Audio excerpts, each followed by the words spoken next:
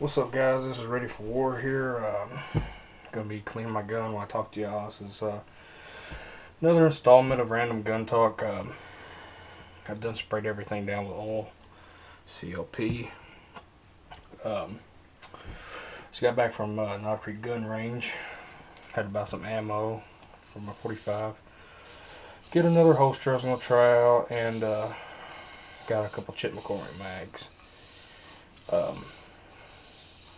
I was gonna buy the AR-15 I've been looking at, but the version I had by the time I came up with the money for it just got sold, he said. And it's not something they can get in every time. I didn't know it, but it was a promotional deal from some distributor or something. And if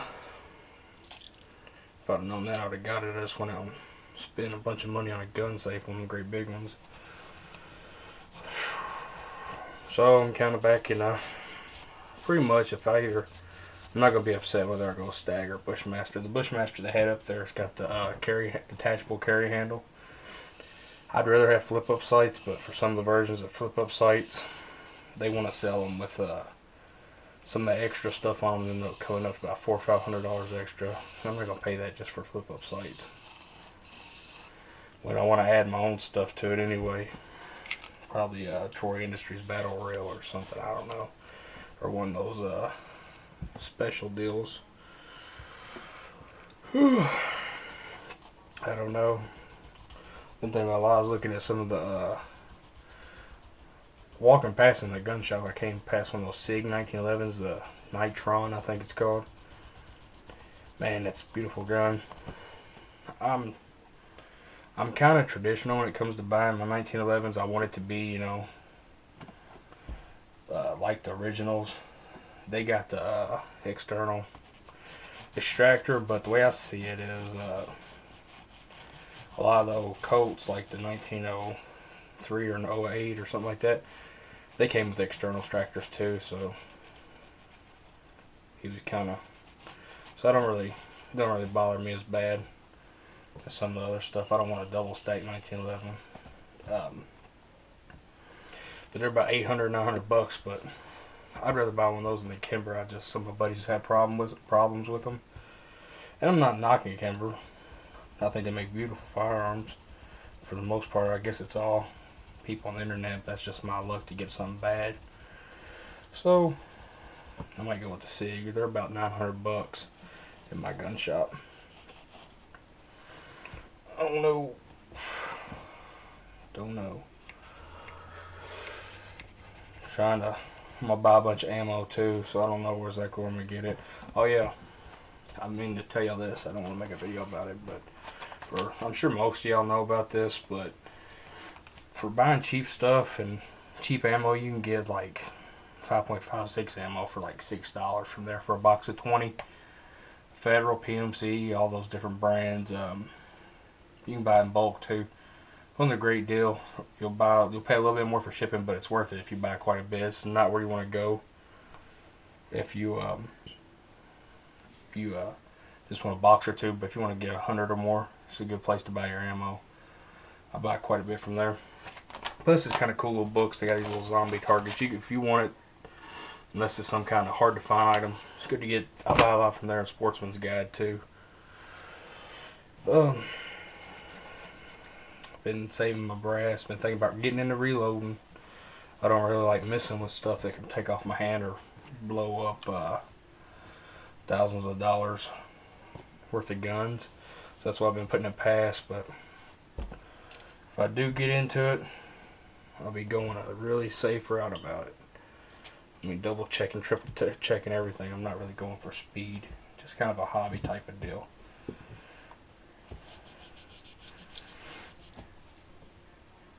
Oh yeah, I was also looking at some Arsenal AKs. I was looking at different ones, and I really had my mindset on buying an Arsenal. But I started looking around the internet forums, and besides the people that just hated them because they didn't have one or didn't spend the money on one, everybody was talking about the crappy triggers they had. And I started reading more into it. And Arsenal's got a two-stage trigger, and two-stage triggers I think are the most accurate. But for an assault rifle or assault type of rifle, AR-15, AK platform, that's one of the main reasons I didn't go for Rock River when I thought about buying my AR. I don't like a two-stage trigger for like a bolt action rifle. I love it. Some certain types of handguns, I love it, but it's not something I want in a rifle. I might be shooting semi-auto pretty fast. And you might argue, well, hey, you know, this, that, and the other. I want to have fun with my rifle, and I'm gonna have more fun with it if I'm gonna spend $800 or $900 on a rifle. I want it to be the way I am. I've learned my lessons. You know, if I buy this, then I'm gonna want one with a single action trigger or whatever, single stage trigger. So I don't know. Seems like they're pretty much the only really good quality AKs that you can buy now that aren't extremely up there. I don't like ordering stuff online. I hear good things about the Krebs, but I don't know. I know you can have it gunsmithed, but I'm not gonna spend all that much money on a gun to have to have it gunsmithed. I'm not at that point yet. I don't know. I was looking at the Yugoslavians, but Sentry does a good job on the Yugoslavians for what I hear, but I can't see paying the same amount for a Yugoslavian when I can get the Arsenal for the same exact price. So I don't know. That kind of set me off. I don't know what I'm gonna do. I might end up going to get it. Plus, when I tested the trigger myself for the Arsenal trigger, and the one I picked up seemed kind of gritty. I mean, I don't know. I'm not knocking Arsenal. I'm sure that they make some of the best. But just been doing my little research. If any of y'all ever stopped down Knife Creek Gun Range, that's one of the best gun places I've ever been to. They got a huge selection of stuff, more than it's like a gun show almost going there. I mean, they might have not some of the special stuff like real 1880s cowboy guns or something like that, but they have a lot of surplus stuff. They have more stuff than any other gun place I've ever been to. And plus, they carry some of the the East German Makarov in there I was looking at, and a good-looking Tokarov. That it's been hard to find one of those lately. And when I got my money saved up for something else, they get them. That's the way it always works for me. They carry about everything in there, you know. They got used holsters if you want to buy a holster to test out. This gun was pretty clean. I just needed to re-clean it. I like to keep my stuff clean if I can. Shooting it a couple times ain't gonna hurt it if you let it sit, but yeah. Shoot a lot of this gun pretty much for the main part is shot mostly PMC ammo through here. PMC is a good brand of ammo. It shot some Federal. I did buy some of that Federal from I can't remember what it's called, from Walmart. The cheap stuff is like 16 bucks a box, and I figured, hey, Federal. So I bought some of it, and it was some dirty ammo. I was shooting it, the same gun right here, and after I was shooting, I see big hunks of black shit on my hands, and I didn't know what it was, whether I bumped into something or something. It looked like pieces of paint, and I wiped my hand off, shot it a couple more times, it was back on my hand. It was powder, big clumps of powder. And this isn't a dirty gun. I mean, I just shot it. It's the only time I ever seen anything like that from something like this. But I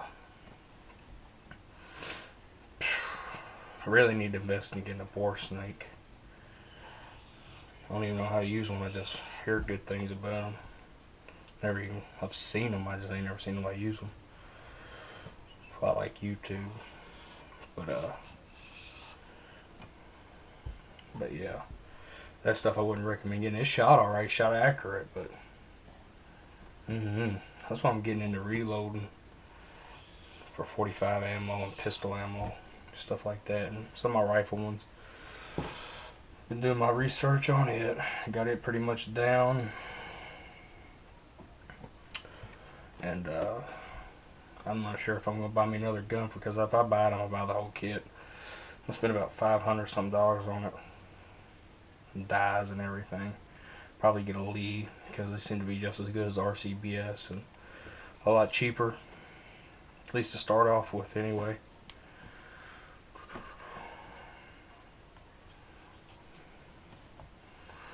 Just getting this little, some of the pits in here.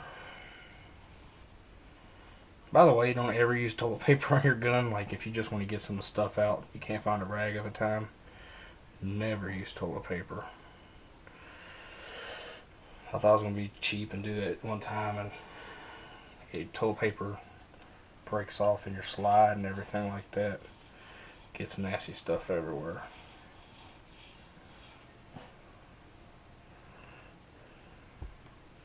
And be careful when you buy the cheap patches too, because that stuff will do the same. Go ahead and push it through here. Everybody's got their own different ways of cleaning guns. I'm just kind of messing around now. I'm not really paying attention. Some more on here.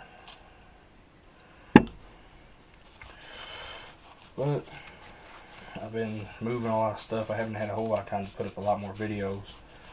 So, you know, put this one up. I like the way it went. I don't really got nothing scripted for it. But also, a lot of people don't realize, but in 1911s, if you're left-handed shooters, that's why they put the half cock in, because if you're left-handed, and a lot of the right-handers in the Army of Vietnam, at least my dad, he don't use the safety, he puts it on half cock, which really ain't that bad. You just got to get used to it, you know.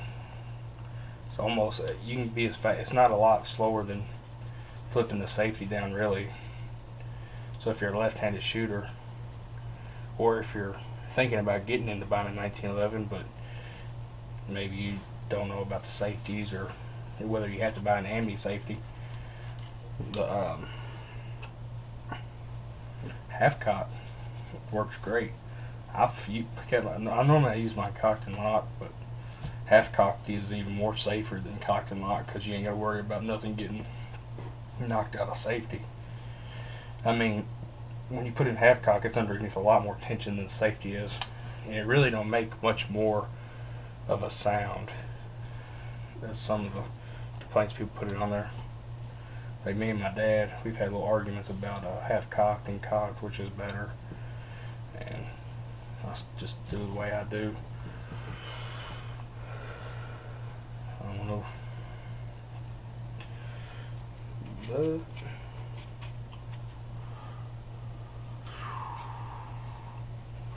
another thing a lot of people need to, if you like guns, those little gun mags you buy at the stores, those are good reading. I need to stop picking them up later on. You know, if you're taking a crap or something, it's good reading material.